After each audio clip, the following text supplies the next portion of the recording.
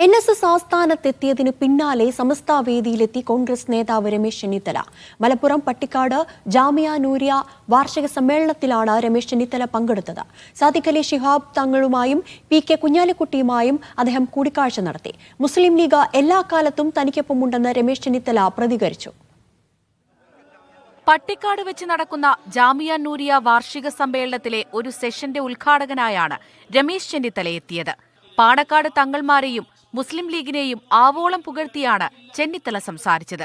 പാണക്കാട് തങ്ങന്മാരെന്നും മതേതരത്വത്തിനും മതസൗഹാർദ്ദത്തിനും വേണ്ടി നിലകൊണ്ടിട്ടുള്ളവരാണ്.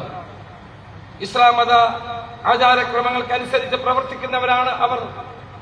അതേസമയം ഇതര സമുദായങ്ങളുമായി ഇതര വിശ്വാസികളുമായും നല്ല ബന്ധം സ്ഥാപിക്കുന്ന ചരിത്രമാണ് പാണക്കാട് തങ്ങന്മാർക്ക് എന്നും ഉണ്ടായിട്ടുള്ളത്.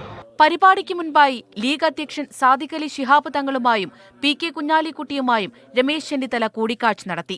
KMCC നേതാവിന്റെ വീട്ടിൽ വെച്ചായിരുന്നു ചർച്ച. ഈ മാസം 11-ന് നടക്കുന്ന SKSSF പരിപാടിയിലും രമേശ് ചെന്നിത്തല ഉദ്ഘാടകനാണ്. മീഡിയ 1 മലപ്പുറം.